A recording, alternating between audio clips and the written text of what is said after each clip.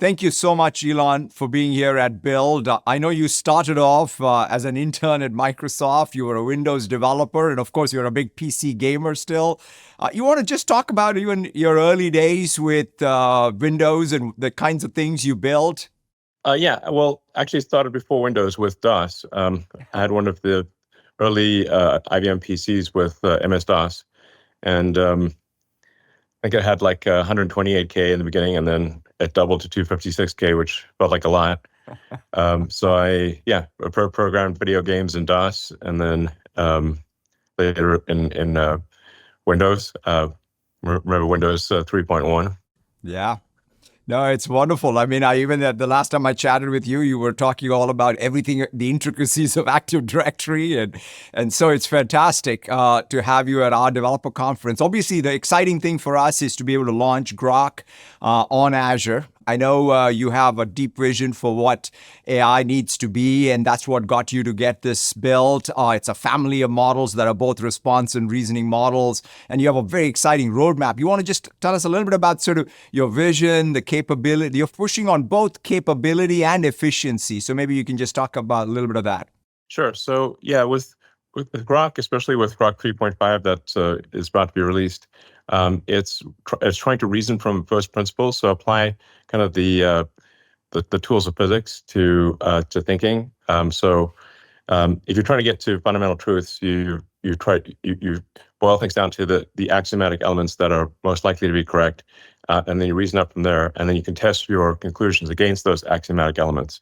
And in physics, if you violate conservation of energy or momentum, then you're either going to get a Nobel Prize or you're wrong, and you're almost certainly wrong, basically. So that's really the focus of Grok 3.5 is sort of fundamentals of physics and applying physics tools across all lines of reasoning, and to aspire to truth with minimal error. Like there's always going to be some mistakes that are made, but we aim to get to truth with acknowledged error, but minimize that error over time. And I think that's actually extremely important for AI safety. So I've thought a lot for a long time about AI safety, and my ultimate conclusion is the old maxim that honesty is the best policy. It really is for safety. But I do want to emphasize, we have and will make mistakes, but we aspire to correct them very quickly. And we are very much looking forward to feedback from the developer community to say, like, what do you need? Where are we wrong? How can we make it better? And to have Grok be something that the developer community is very excited to use, and where they can feel that their feedback is being heard, and Grok is improving and serving their needs. Yeah, I know it's in some sense, cracking the physics of intelligence is perhaps the real goal for us to be able to use AI at scale. And so it's so good to take that first principles approach that you and your team are taking. And also you're deploying this. I mean, one of the things about sort of what you do is you're doing unsupervised FSD on one side, you're doing robotics, of course there's Grok, so you're deploying Grok across all of your businesses from SpaceX to Tesla, obviously at X. I would love to even, one of the themes for this developer conference, Elon, is we're building pretty sophisticated AI apps, right? It's not even about any one model. It's about orchestrating multiple models, multiple agents.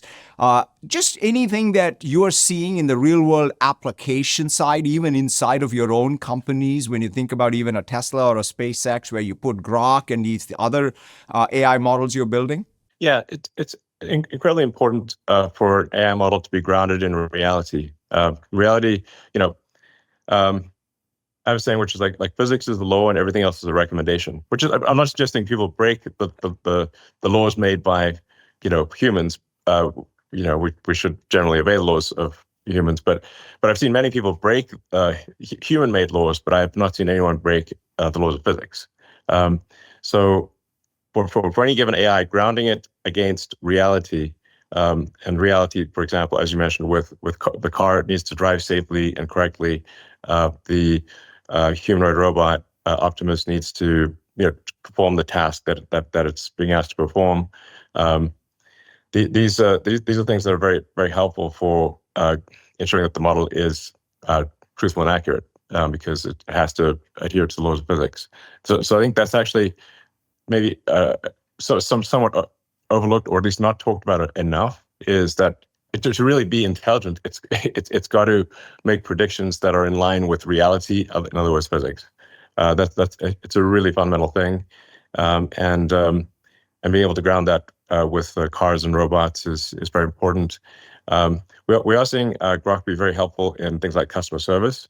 The AI is infinitely patient and friendly, and you can yell at it, and it's still going to be very nice. So That's good. yeah, so I think in terms of improving the quality of customer service and sort of issue resolution, AI is already Grok is already doing quite a good job of that at SpaceX and Tesla, and we look forward to offering that to other companies.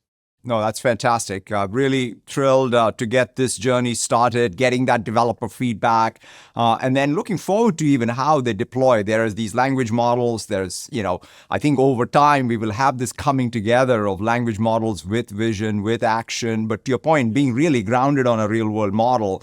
And that I think is ultimately the goal here. And so thank you so much, Elon, for briefly joining us today. And we're really excited about working with you and getting this into the developers' hands. Thank you very much. And I can't emphasize enough that we're looking for feedback from you, the developer audience.